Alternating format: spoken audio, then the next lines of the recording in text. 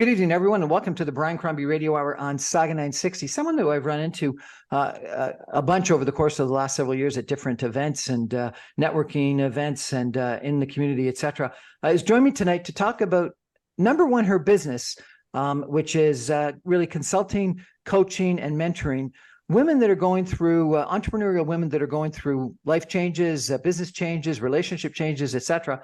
But also, she posts on a fairly regular basis, very inspirational and life challenging stories and suggestions on what to do. And so I really thought it would be an incredible opportunity to join in with Sophie Deslauriers and find out what she's all about and what she does and how she helps people. Sophie, welcome to the show. Thank you so much, Brian. I'm happy to be here. My pleasure to have you. I understand you come from very humble beginnings. Your mother was chronically ill when you were a child. You married an abusive alcoholic. You were in and out of women's shelters in high school. You put yourself through university. You became an entrepreneur. You were good at sales. You opened a spa that went bankrupt. You've had your challenges. Yeah, that's correct. I did not marry an abusive alcoholic. My mother married an abusive alcoholic. So I was in and out of women's shelters when I was young. Oh, okay. But the rest of that trajectory, yeah, that's okay. The rest of the trajectory is correct. I've had my challenges, that's for sure. How did you get through this all? When I was young? Yes. Well, I think that was just through sheer perseverance, really. I focused on my education. I had aspirational goals and I went for them. I wouldn't say that I was somebody as a young person who sought support to get through it. I pretty much distracted myself with my grades and starting business very young and early. And I focused on results. I was a results-oriented individual for sure. I was very good at sales. Once I realized that I was really good at sales and I could write my own paycheck, because when you're in sales, you pretty much get paid your commission and you can write your own paycheck. Then I got hungry for that and let the rest of it just so you became in the background. You became a sales leadership consultant and training and developing leaders. You built your own business, but then you had your own health issues and you went through a divorce and you were diagnosed with breast cancer. How'd you get through that? Yeah, so I was married for 18 years. We had built a business together. And we just unfortunately grew apart and decided to consciously uncouple. So for me, it all happened at once. I was going through divorce after 18 years. I was diagnosed with breast cancer at the same time as I was going through the divorce. And I was negotiating getting out of the business. So there was all of that happening. And how I got through that, well, really, to be honest with you, is I had a huge support system around me. I hired several different people in different modalities. So I had like a Reiki master, spiritual master, a therapist. And something I did do that I would recommend for anybody who's going through that kind of significant life change is I put together a group of women that I really trusted. I would say 4 or 5 women that I would call like on speed dial, almost like AA, you know. And every time I was going through a mental crisis or breakdown throughout the process, I would call one of my girlfriends. And if they couldn't pick up, that would be okay. I would just call the next one. And they all just knew to be there for me. And whoever picked up the phone just like, you know, carried me through it at that time. It was one of the most challenging times in my life. And I don't think it's just something that women go through. You know, Mark Burkowski and I were talking the other day, and we're talking about what the shift in the marketplace is right now and how there's a significant transition, specifically in the ages around 55 to 70, where people are selling their businesses. They're getting out of the business because they don't have any children in the business. And that kind of transition, whether you're going through a divorce or have a health issue at the same time, that type of transition is such a big transition for any human being that you're going to feel some type of loss or some type of heartbreak or some type of something void in the transition. So I just wanted to make mention that although I work mostly with entrepreneurial women who've gone through heartbreak could look like more than just emotional heartbreak from intimate relationship. It could look like the loss of a business or your health. So you've recently focused to support entrepreneurial women to scale their businesses, get their love life in order, and be great leaders, because building the wealth they desire without the love they desire isn't the point of life. That's a fascinating objective. How do you actually do that? Well, what I find that happens with many entrepreneurial business women is that we, myself included, until I've had this transition, is we focus only on mostly on the business, and the relationship piece goes a little bit on the side. And so how I do it is I integrate both how they're showing up as a leader and in their business, and how are they showing up as a woman in their relationship. And, you know, it doesn't matter for me if you're in the dating stages or if you're in a long-term relationship, you've been in your marriage or just a committed relationship for 15, 20, 25 years. There are certain things that you need to communicate in order to get your needs met. And so we go to work on identifying what's working in the relationship, what's not working in the relationship, or what's working in the business, what's not working in the business. And then we go to work on making it work. And most oftentimes that has to do with communication, has to do with how they're showing up as a leader in either their life or in their business, and how they're relating to their partner, whether it's a business partner or their intimate partner. It's really interesting that you focused on both life partner as well as business partner, and divorce as well as bankruptcy. And it sounds like you think that you need to be successful in both. There's a lot of people that talk about can you have it both ways? Can you have it all? Do you think you can have a positive work life as well as a positive personal life when you're a successful entrepreneurial female?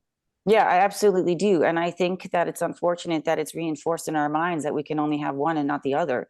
And I think what that does is it perpetuates the situation that we get overly results oriented. I do think that as a woman, we can have fantastic love life and a fantastic relationship. Does that necessarily mean it's going to be with the person you're with right now? I don't know. Maybe there's going to be some work that's required in order for that relationship to shift, which I do believe is possible. And that's going to take some very direct and honest and vulnerable communication, which I think a lot of people shy away from. And perhaps that's why many of us say we can't have both, but we actually Honest can. and direct communication. So again, what do? You don't put someone on a couch. You're not a psychiatrist or a psychologist. So, how do you ensure that there's direct and honest communication? Do you just tell someone to do that, or do you help them do that, or do you be their wingman when they do that? Like what is it you do? Yeah, that's interesting. It could look a couple of different ways. So most oftentimes I ask for what the scenario is. So the individual will share the scenario, and I ask them, like, what did they say? What was the response? How did it go? I ask them what their intention was when they were delivering the communication. I ask them to take a look at the communication that they delivered. Does it line up to the intention that they had? Like, was the person actually left with the feeling and the communication that they wanted to leave that person with? And they can self-reflect and become self-aware, and they can start to identify what words they use, what tone of voice they use, how their body language was, and if that aligned with the intention they had or not. And sometimes their intention is not to be great, and we have to look at that. Sometimes the intention is, we want to blame and we want to be resentful, we want to be angry, but that's not necessarily going to get us the goal that we want. So it's really an opportunity for whoever I'm working with and I to start to lean into the dynamics of how they're showing up, the dynamics of how they're communicating, the dynamics of how the other person is being left. So yeah, I get right in there. I call it unpacking. I like to slice and dice the conversation, actually, is how I call it. We pick it apart. Slice and dice the conversation. So you're effectively, acting as a psychologist without the, you're right in there understanding what's going on in some people's lives, both business lives as well as personal lives. Yeah, that's correct. I'm not a psychologist. I don't have a therapist background. I have a plethora of coaching degrees. I've stood in front of the room with some of the top executives across North America, and I have been very intimate with many people in terms of how they communicate. So I would call myself more a communication expert. And then my expertise in business just happened to be sales and leadership. And in relationship, I just happen to choose the intimate relationship because I feel like that's one of our most important relationships in our lives. Tell me about your plethora of coaching degrees. Yeah, no problem. So I went to the Center of Right Relationship. So that's where I started to understand the origin of relationship, family dynamics, relationship dynamics. And I got certified in that. It was a 1-year course out of Washington. I spent about 7 years at Landmark Education. I got my coaching certificate degree from Newfield Networks. I did that in Boulder, Colorado. Like that. Are you a good communicator in your own personal life? I would say so. What a fascinating career to embark on after a sales career and having some ups and downs in your own personal life, to be a mentor and coach to entrepreneurial women, trying to have them be more successful in both their personal life and their business life. I think it's wonderful that you're doing that. We're going to take a break for some messages and come back in 2 minutes with Sophia and understand a little bit more about what she actually does, what some of the common problems are, and whether this applies to men as well as females. This is going to be, I think, a helpful conversation to lots of us that are struggling in life, if not, frankly, all of us, because we all have struggles with communication, relationships, etc., both personally as well as in business. Stay with us, everyone. Back in 2 minutes with Sophie Deslauriers.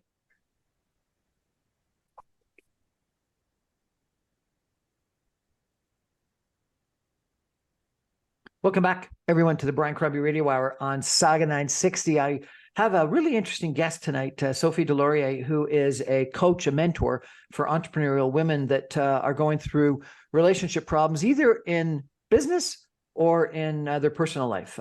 Sophie's journey is one of personal growth, resilience, and success, despite facing some big challenges. Her story highlights her experiences from very humble beginnings, overcoming adversity, becoming an entrepreneur, facing some health issues, cancer, and eventually thriving both personally and financially. She has a passion for human development, self-development, and supporting entrepreneurial women in achieving success and fulfillment in various aspects of their lives. As I mentioned, she runs a coaching, mentoring business, primarily with entrepreneurial women, helping them through some of these challenges in life. And we're going to talk about some of that tonight. Sophie, you've met and coached a whole bunch of entrepreneurial females. What are some of the recurring themes or patterns that emerge when women are going through these challenges and trying to figure out what to do, how to reclaim their power, their situation in life? Yeah, so when a woman is going through, so specifically, I'm going to talk about from a woman's point of view, because was my experience and it's mostly who I work with. But it can apply to anybody. When you're going through such heartbreak, there's a loss of identity. And what I've noticed as a common theme is we forget to take the opportunity to grieve the loss of the relationship, or perhaps it's a loss of a business, or perhaps it's because you have a health issue, and a health issue could seem like a heartbreak also, but let's just focus on relationship. We forget to grieve everything that we were in that relationship, everything that we were not in the relationship, and everything that we had hoped to become in the relationship. Because the relationship really signifies and symbols something. And it's important to take the time to grieve that. But it's also important to know, and I think this is an unpopular opinion, that the ending of a relationship or the ending of a business could actually be the catalyst for your dreams to come true. And I think what we forget to do is take inventory of all the dreams that we were not able to make happen because of the relationship. You know, sometimes a relationship can limit us in certain ways, and we take on a particular role because for the sake of the relationship, and it costs us some of the things that we really want to do in life. So now we have a clean slate. We have a full opportunity to recreate the dreams that never got to happen. And we also get to take inventory of the new dreams that we have. So I think that that's really important. It's a reoccurring theme. Another reoccurring theme is a loss of identity. You know, many of us, we have our identity wrapped up in our relationship. Specifically, it was long-term. For me, my marriage was 18 months. I actually had no idea who I was. 18 years, not 18 months. 18 Sorry. Yes, 18 years. I actually had no idea who I was as an adult. I was 23 when I got married. I was 42 when I got divorced. So every decision I ever made through those years was made in the context of being a wife. So when I was going through my divorce, it was like, okay, so who am I now? How do I make decisions now? And who's the woman I'm becoming? So I got to have the opportunity to really visualize a new version of myself. You know, how did this new woman think? How did this new woman feel? How did this new woman act? How did she behave? What did she want? And when I got to go through that process of self-discovery, I got to find out that there was so much new opportunity for me. And I really believe that a lot of us get stuck. Yes, we got to take the time to grieve, but we get stuck in looking at the past, and we forget to look at what the future has to bring. And the future for me, you know, there was baby, there was new partner, there was baby, there was new health. There was just so much more joy that was available that we can't see for ourselves when we're stuck in the grief and the loss of a relationship. It seems like a lot of what you're talking about is moving on. So you don't work on fixing current relationships. It's primarily moving on from relationships. Well, we could work on your current relationship. I'm just talking about like that in my situation, how and if you're ending a relationship, that's that. If you want to work on your current relationship, we can do that. Current relationships can completely transform with a conversation, but we would have to look at what's working, what's not working. How's the communication going? What does your partner want? Does your partner want what you want? So do you have aligned goals? Do you have an aligned vision? Sometimes what I notice is a common theme with people who are currently in an existing long-term relationship is they're not listening to what the partner is actually saying. So they may be communicating their boundaries. They may be communicating what their needs are, but when they're actually communicating the need, most oftentimes they're not saying, is that something you can give me? Is that a boundary that you can respect? Is that a need that you can give me? They don't actually go for like what I would call in sales conversation, the close and get the yes. And if they don't get the yes, they're actually setting themselves up for sabotage because the other person hasn't given agreement. And if the other person actually does say no, what I often find too is we just ignore it. And if you're ignoring what your partner is saying they can or cannot give you, then again, you're setting yourself up for agreement. So a common theme is I feel like we self-sabotage in our current relationships because we're not honoring our partner's no. Most oftentimes because we don't want to have to make the decision to perhaps leave the relationship, or because we feel like we're being rejected or abandoned. And so we stick with it, which we can't blame our partner for if our partner is being completely honest. So I find like that's one consistent theme in existing relationships. But this is interesting. You know, before I got married, my father told me never go to bed angry. So, you can have the argument, you can have the discussion, you can have the fight. But, go to bed and, whether it's sex or just cuddling, don't go to bed angry. And I always thought that was good advice. But it sounds to me like you're saying, no, if you're going to have a big argument and fight, don't let it fester. Don't let it continue. Don't sort of gloss over it with a nice, happy good night. Confront it and maybe leave. Well, I can understand how you would hear that. I wouldn't necessarily say to do that in the evening. What I don't think it's good to, I would agree with you. I don't think it's good to just gloss over with a nice cuddle at night or however it is you want to end the night off and go to bed.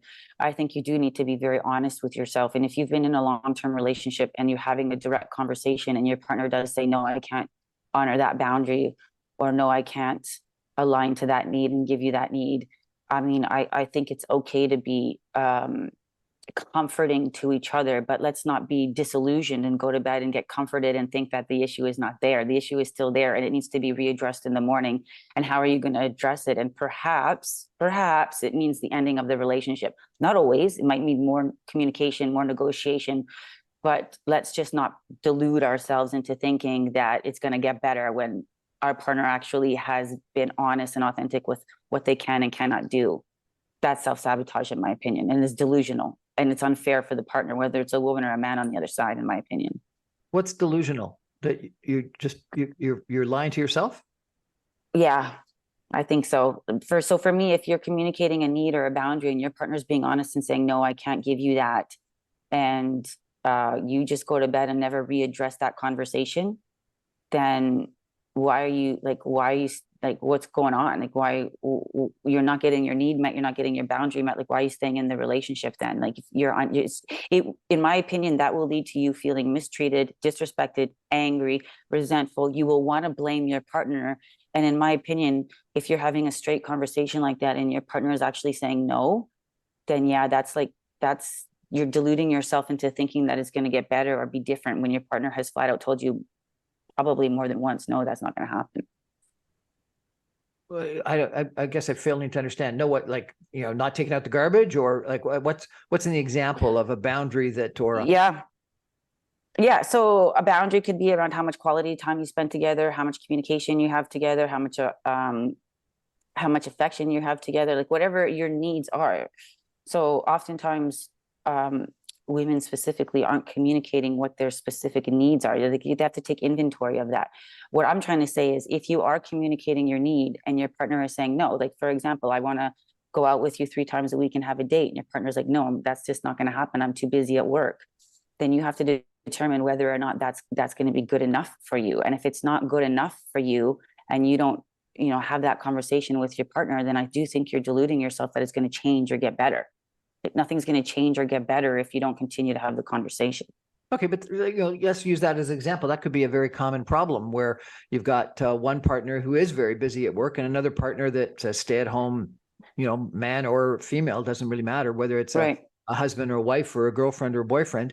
Right. And if there are different, requirements because of work, and other people that have got just more free time and want to spend more time with you, how do you negotiate that? How would you recommend negotiating that if you were talking to someone that had that issue?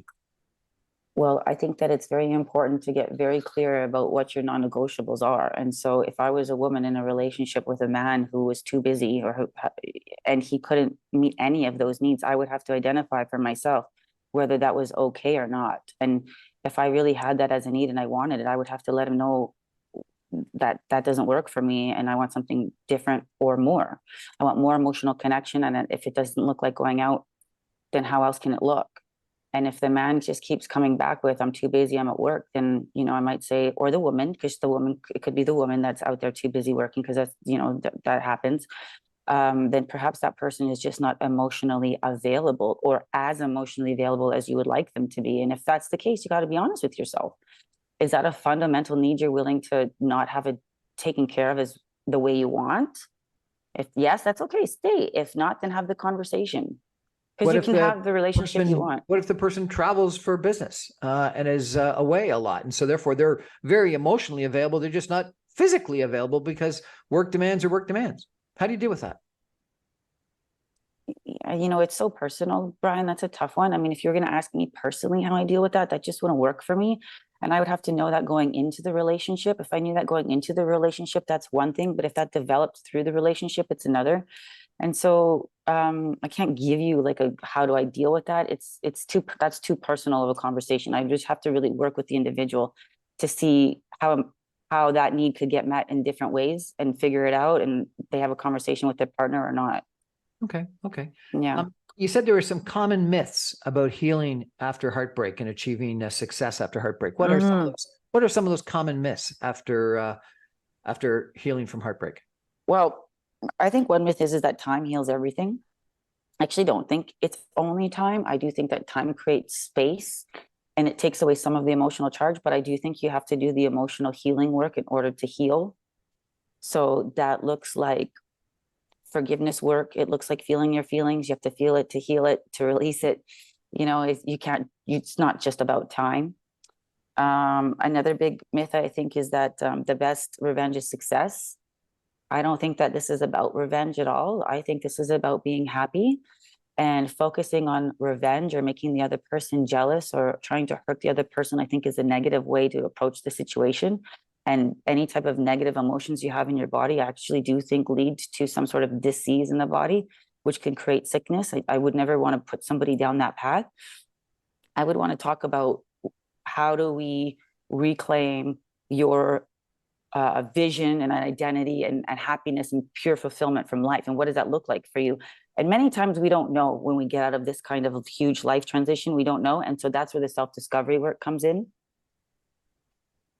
What's self-discovery? Really doing like some excavation and like really identifying like what is it you value outside of your business or outside of your relationship. Like who is this human being right now? What are your belief systems? Is it your belief system or is it something that's been conditioned to you your whole life? Like for myself, I was married for 18 years. When I got out of the marriage, there were so many decisions I made over the past 18 years that I would no longer ever make because I had to go to work on who is Sophie and who is Sophie independent of all her conditioning as a married woman or all the conditioning that comes from society and school and the media like that. And part of the excavation is really identifying who you are independent of all that. A lot of people talk about doing the deep work and figuring out who you are and all that kind of stuff. How do you actually do that? How do you do the deep work? Yeah. How do you figure out who you really are? Like, lots of people, lots of coaches, lots of mentors, will, use that language. But how do you actually do that? Do you go on a eat, pray, love trip? Do you go to meditate for a month somewhere in a monastery? Like, what do you actually do? Yeah, it's a great question. And I think it differs from person to person. I think all of everything you said, eat, pray, love, or a Montessori, that's part of the process. And the process is different for everyone. So I want to make sure that I'm not saying that like this is the way to do it, but ways you can do it. You got to try some new things. I think you really got to get out of your comfort zone and try new things and really start to listen to your feelings. Does it make you feel good? Does it not make you feel good? If it makes you feel good, great. Why does it make you feel good? And like ask yourself questions. It's more an exploratory conversation you could have with yourself. I encourage doing it in the company of somebody like a therapist or a spiritual healer or a mentor or a coach like myself, because they're going to be able to open you up and dig further and deeper with you by asking questions. And I really just think that it's an inquiry. It's a constant inquiry. Why does this not feel good to me? Does this not feel good to me because it's something I believe, or because something I was told I'm supposed to believe? You know, like that. Sophie, how much do your services cost? And if someone wants to access your services, how do they best do that? My services are arranged, customized from person to person, whether you're going to do individual or group.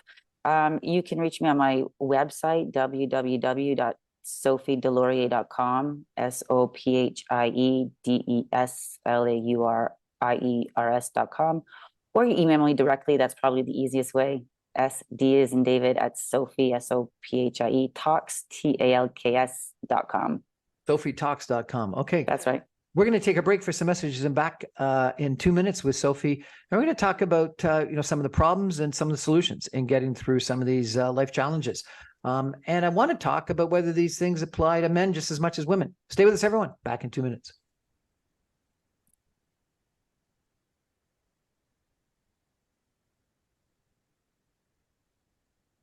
Welcome back, everyone, to the Brian Crombie Radio Hour. We're chatting tonight with Sophie Deslauriers. She is a coach and a mentor, primarily for entrepreneurial females going through life changes and heartbreak and challenges, either in, it seems, both business as well as their personal lives. And Sophie really thinks, I think you've got to have it together in both areas to be happy and successful in life.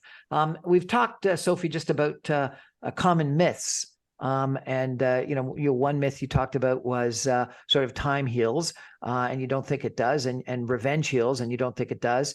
So what are some of the problems that entrepreneurial females, entrepreneurial women face dealing with heartbreak, and how do they get through that?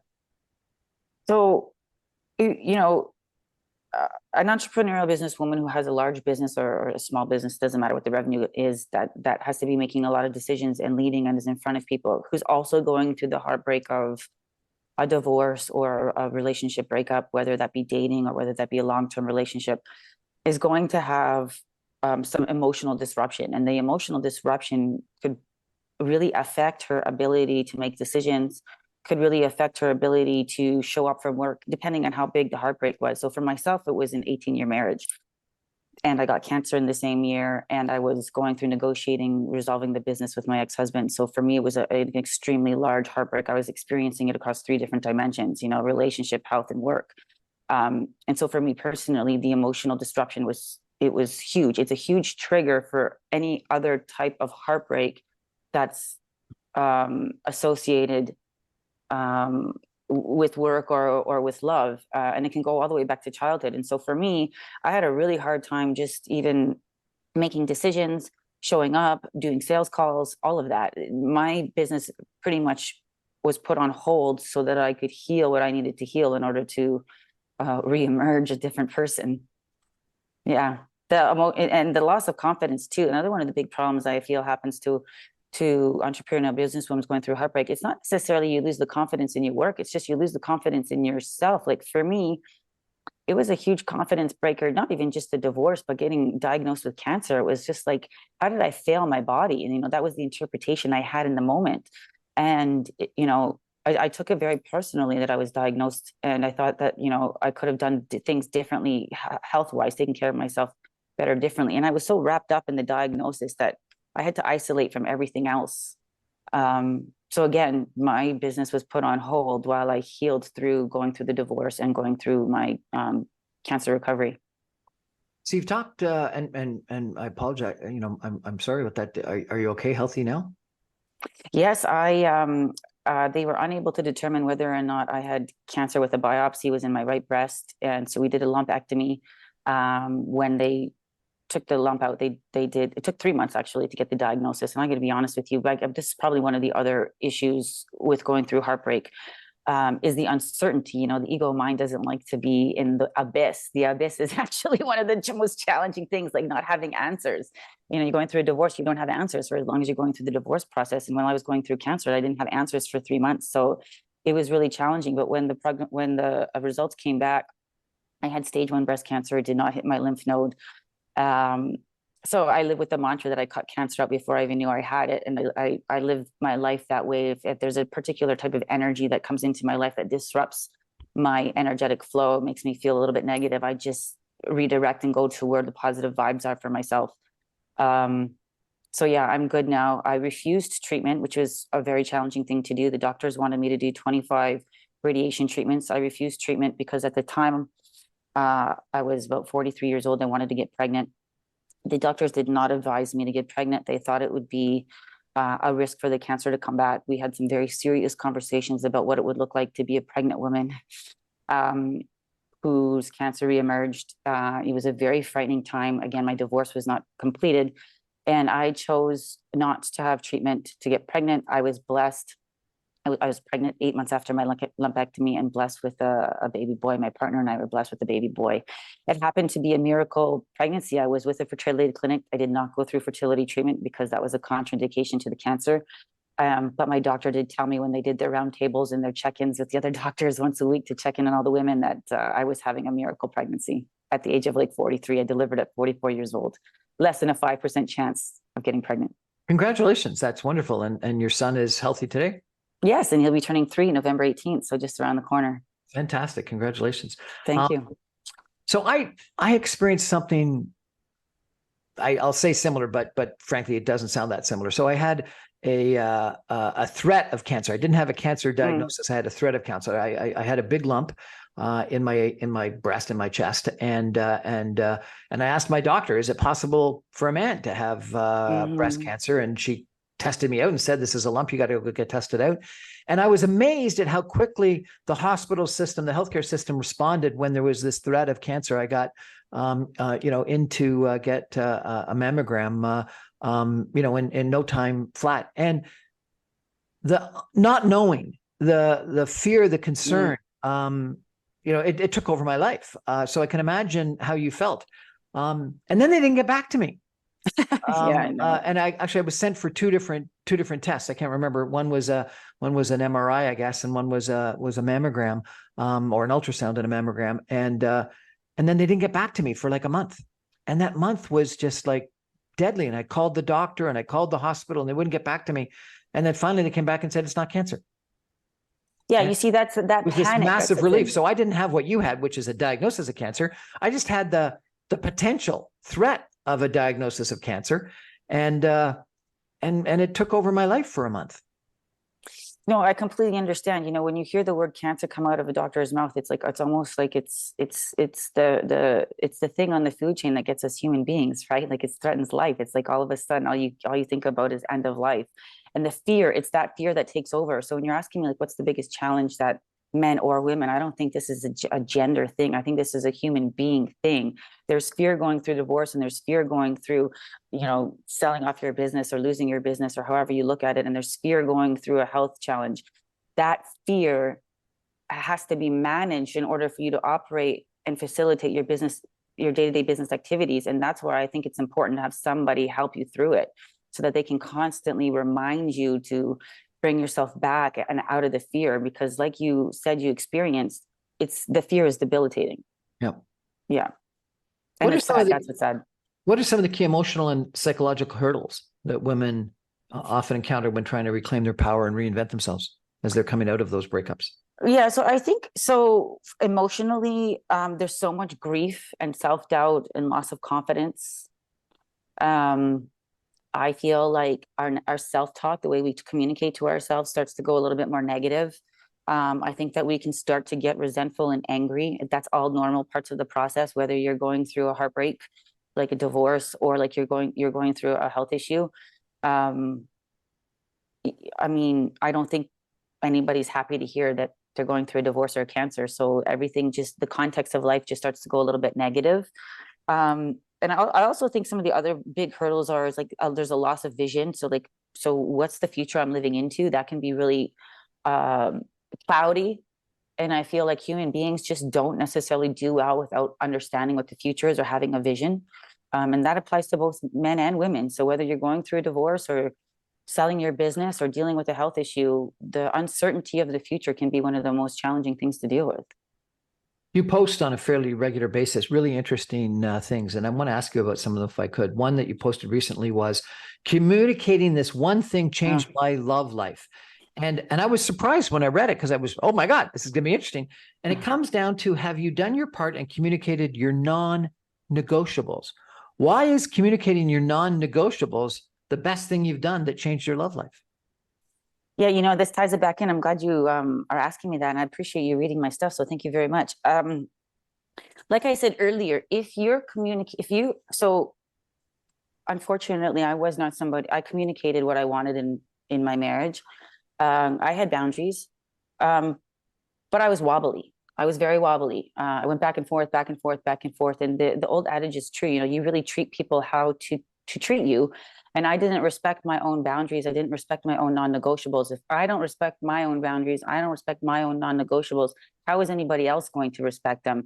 And so if I'm not respecting them, then they're constantly going to get crossed. And again, how I was feeling, and I bet that this is how other people will feel in the relationship, is disrespected, lied to, mistreated. And what I wanted to do was blame the other person. I really did. I wanted to blame my ex-husband. The truth of the matter is the person to blame is me, because I had boundaries and non-negotiable that I didn't uphold. And when I'm not upholding my own boundary and my own non-negotiable, then I'm putting myself into a situation or a relationship that is not a match for what I want. And then now I'm unhappy and unfulfilled and unmotivated because I'm no longer adhering to my own boundary or non-negotiable. That's a me thing, not a him thing. And I had to come to terms with that. And so when I started to communicate that, I very loudly heard where that was not going to be something that was going to be adhered to or committed to. It wasn't something that I was going to get. And then I had to make a decision for myself. And what I wanted, I could have, just not in that relationship. And I had to be so honest to make that decision for myself. I had to choose myself. And so that's where I believe many of us are self-sabotaging in the relationship, is because we're not being honest about what our boundaries and non-negotiables are, and we're being wobbly, and then we want to blame the other person. And it's not another person problem, it's an us problem. And then you got to communicate it to the other person. You got to communicate it to the other person. You have to understand what their response is. You have to acknowledge the response, and then you guys have to move forward with that. And the other person also is going to have their own heartbreak. It's not like, you know, if I was to use my situation, I wouldn't say that my ex didn't have a heartbreak around it. It's just we had competing needs. He had life that he wanted to live his way. I had life that I wanted to live my way. Neither one of us wanted to make compromises to make sure the other person was going to get the life that they wanted. And so then that was just an honest, mature decision the two of us did to consciously uncouple so that he could get the life that he wanted and I could get the life that I wanted. And I think that is not spoken about enough. You know, divorce is hard, but it doesn't have to be ugly and dirty. I mean, it could be really that two people are going to get the life that they want. It could be really two people are going to go get their dreams met. It could be really two people letting go of each other so that they can, you know, you maybe you just love them so much you let them go so that they can have that for themselves, and that you can have that for yourself. And have you achieved that for yourself? I did. I repartnered. I have a great relationship. I have a baby.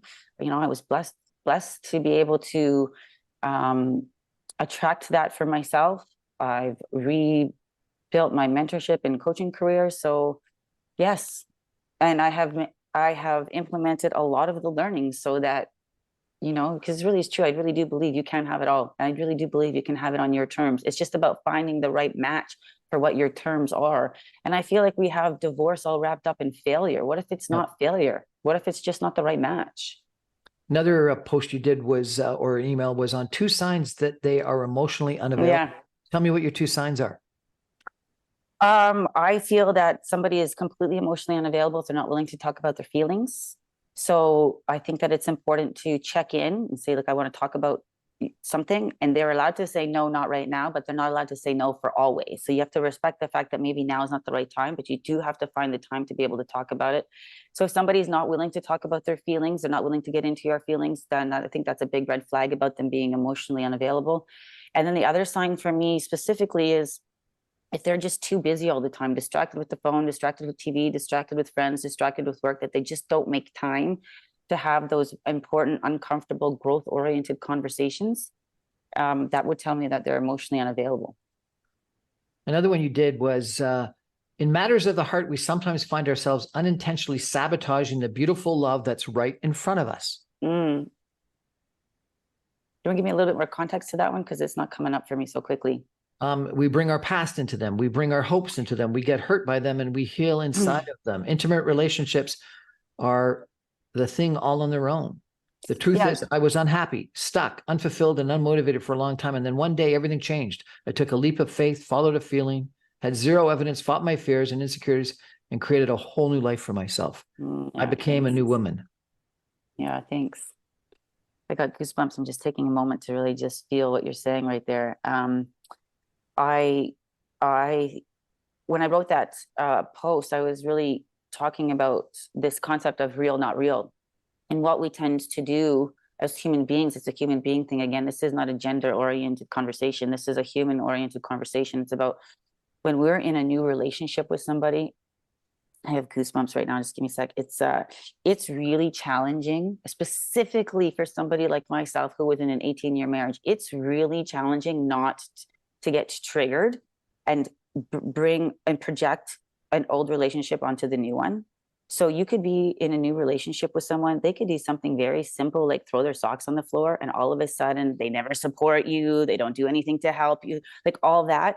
But it doesn't actually have anything to do with the new relationship that you're in. It's the old one. Yeah. And it's that, it for me is the most challenging thing human beings need to deal with is this really happening? Is my partner really not supporting me or whatever it is? Or is this just a trigger and is bringing up so many old emotions that I no longer can tell the difference between I'm in the moment with my new partner or I'm in an old memory with my old partner? And that's the work. That's the work that we need to do as human beings in order to be able to attract new love, the match.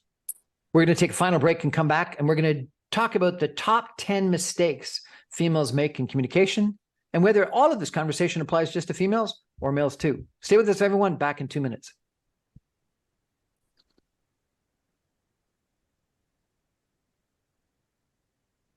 Welcome back, everyone, to the Brian Crombie Radio Hour on Saga 960. I'm chatting with Sophie Deslauriers tonight. She's a mentor and a coach, primarily for entrepreneurial females going through challenges, both in heartbreak personally, as well as divorce, as well as bankruptcy or problems in business. And one of the posts that she sent out from her coaching mentoring company that I really resonated with was the top 10 mistakes women make when communicating their needs. And it's really quite interesting. Number one is gender stereotypes.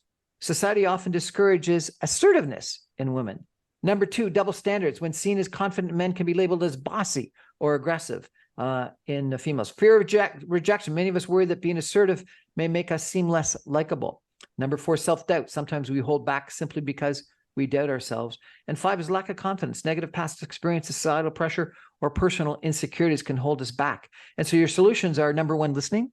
Number two, focused listening. Number three, global listening. Then empathy, clarity, and questioning.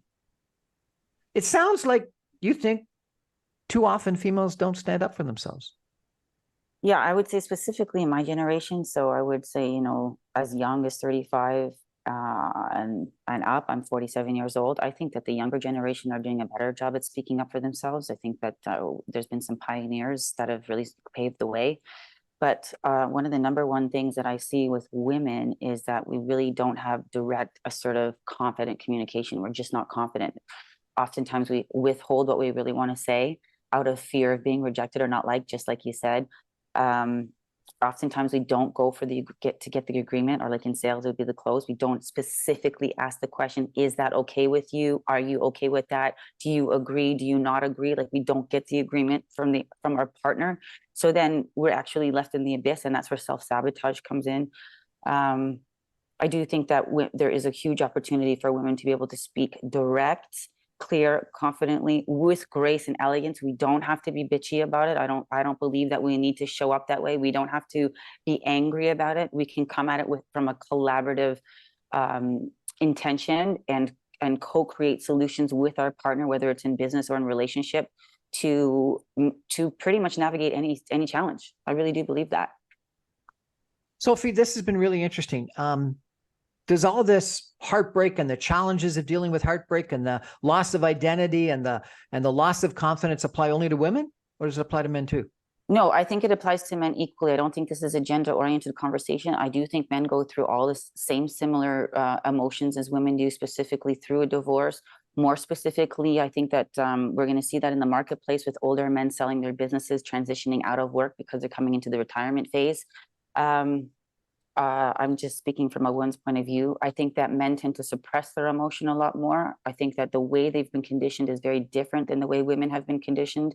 I think it's unfortunate the way men have been conditioned because it causes them to disassociate from their emotions, which could lead them to be emotionally unavailable, which could cause them to have problems in their relationships. Like, it's almost like society is set up so that men and women are not integrating well in intimate relationships and business. It's Men are from Mars, women are from Venus.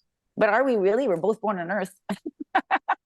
Like, we're both humans. We both have a heartbeat. I mean, like, we're made up of the same like stuff. So I don't love to take a stand of this is only women, this is only men. I do think that men are as emotional as women. I do believe everything I've said does apply to a man.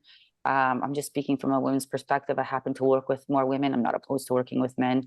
And again, I do think that our conditioning does not support men and women to